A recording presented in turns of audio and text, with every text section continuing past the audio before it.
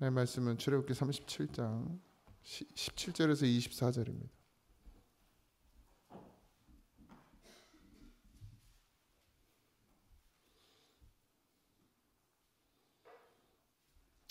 출애굽기 37장 17절에서 24절입니다. 합독하겠습니다.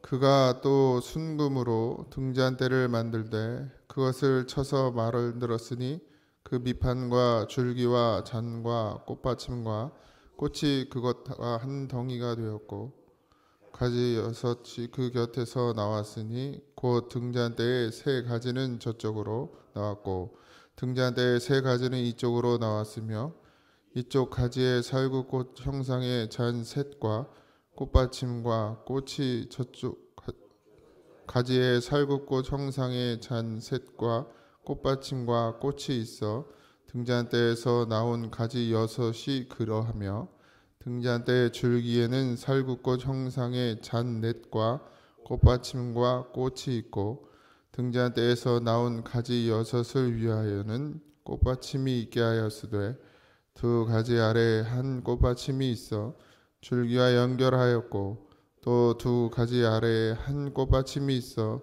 줄기와 연결하였고 또 다시 두 가지 아래에 한 꽃받침이 있어 줄기와 연결되게 하였으니 이 꽃받침과 가지들을 줄기와 연결하여 전부를 순금으로 쳐서 만들었으며 등잔 일곱과 그 불 집게와 불동 그것을 순금으로 만들었으니 등잔대와 그 모든 기구는 순금 한 달란트로 만들었더라.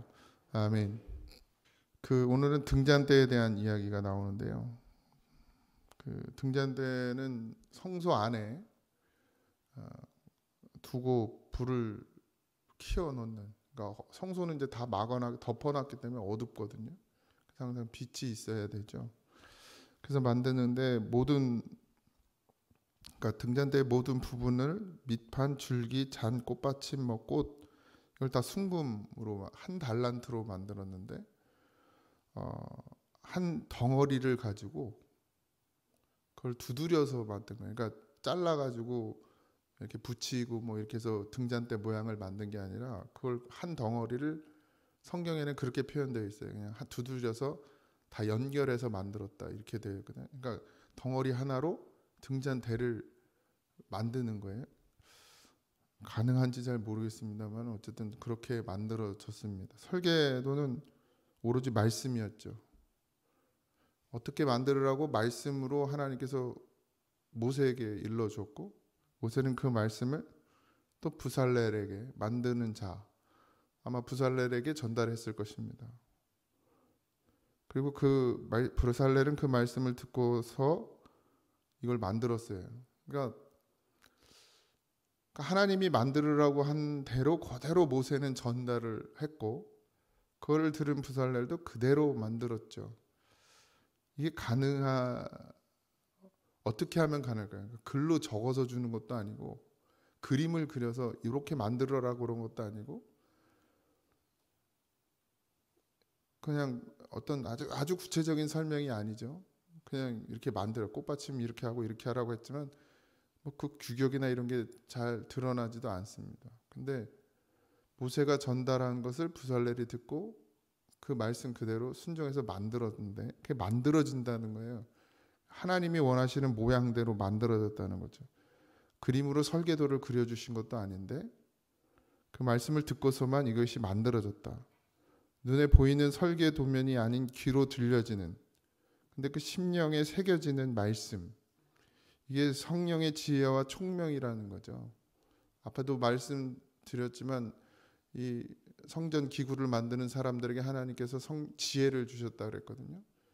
지혜와 총명을 주셨죠. 근데 이게 바로 성령인데, 그러니까 성령은 모든 것을 통달하죠.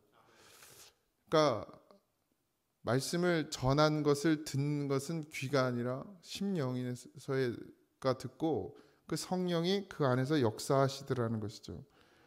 그러니까 하나님이 말씀하신 것을 들은 모세도 모세가 아니라 모세 안에 있는 성령이 그것을 듣고 그것을 또 전달할 때도 입술을 통해서 했지만 결국 성령이 그것을 부살렐의 성령에게 전달하는, 그러니까 하나님의 영이 감동되어진 것을 전달하는, 이게 잘 맞아 들어갔기 때문에 하나님의 그 기구가 만들어지는 거죠. 모든 것이 다 마찬가지죠.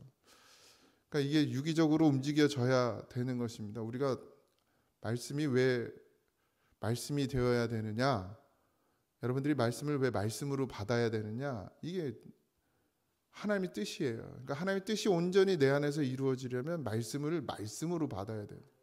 그러니까 성령이 우리 안에서 그 말씀을 받고 그 말씀에 감동되어지는 것, 그리고 그 감동되어져서 주는 성령의 지혜를 통해서 우리가 살아가야 하고 말해야 하고 행동해야 된다는 것이죠. 그러지 않으면 어떻게 돼요? 소멸되는 거예요. 소멸.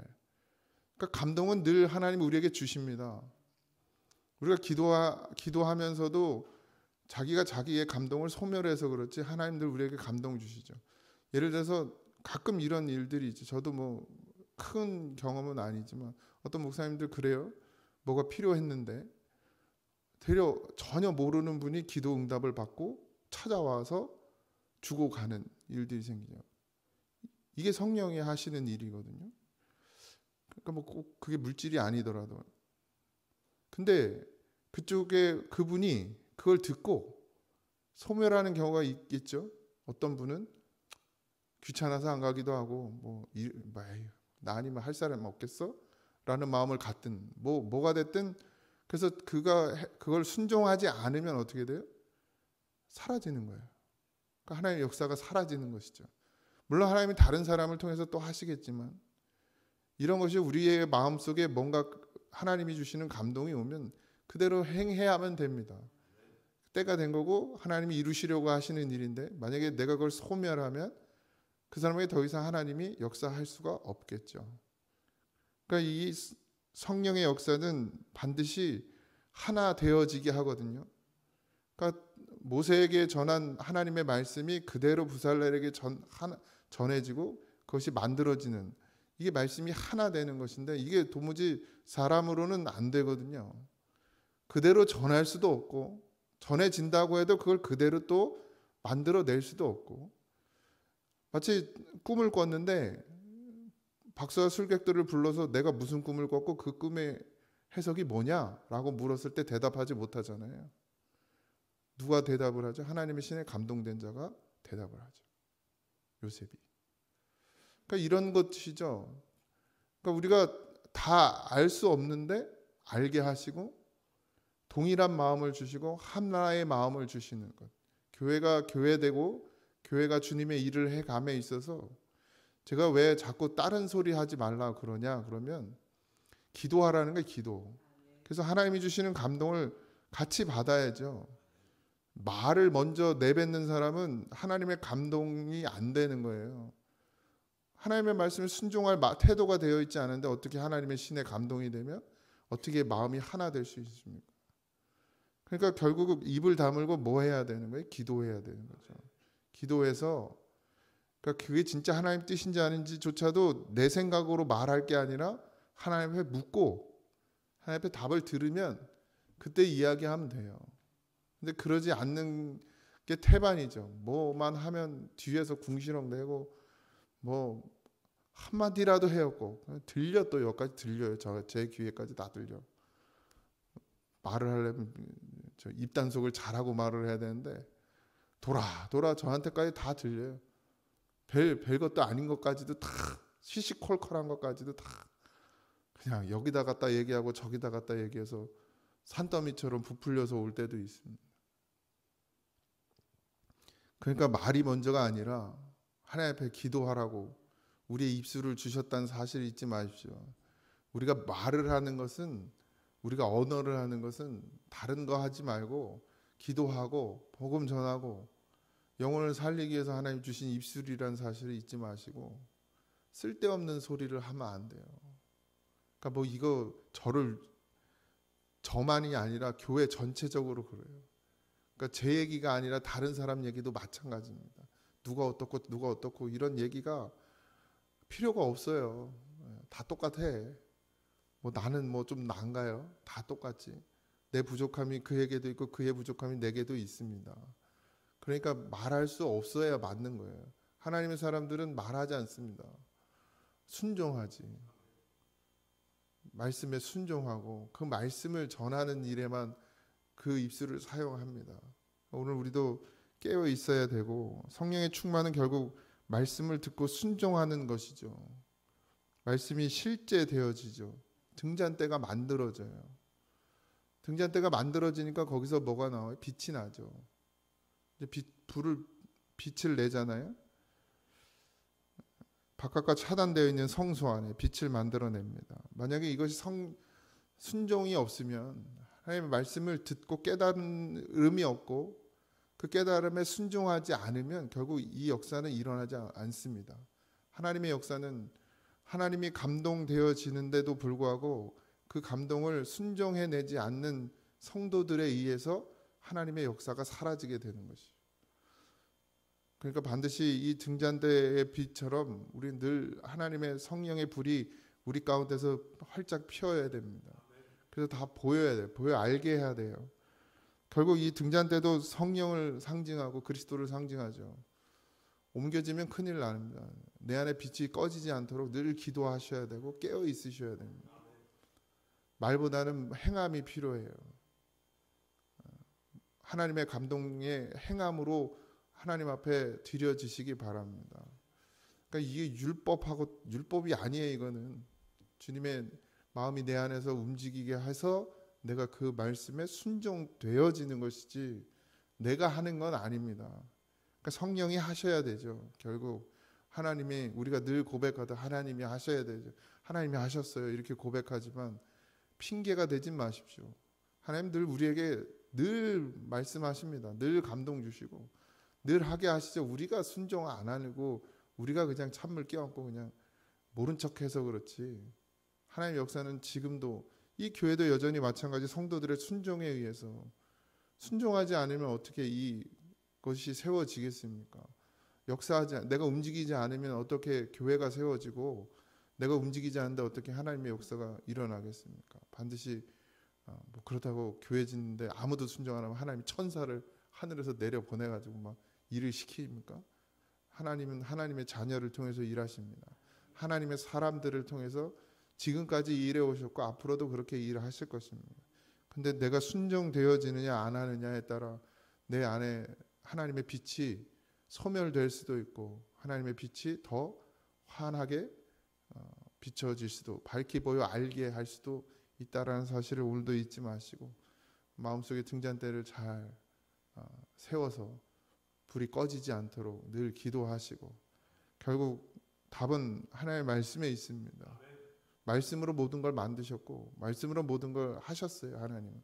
그러니까 오늘도 주님 안에서 늘 동행하면서 주의 성령이 내 안에 하시는 것을 들을 수 있는 그런 믿음이 되어지기를 주님의 이름으로 축원드립니다. 기도하겠습니다.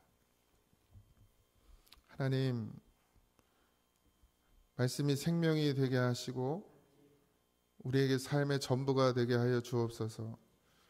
주님은 처음부터 말씀으로 존재하셨고 하나님이 이 땅을 만드시는 것도, 하나님의 역사도 다 말씀 안에서 이루어졌음을 우리가 오늘도 기억합니다.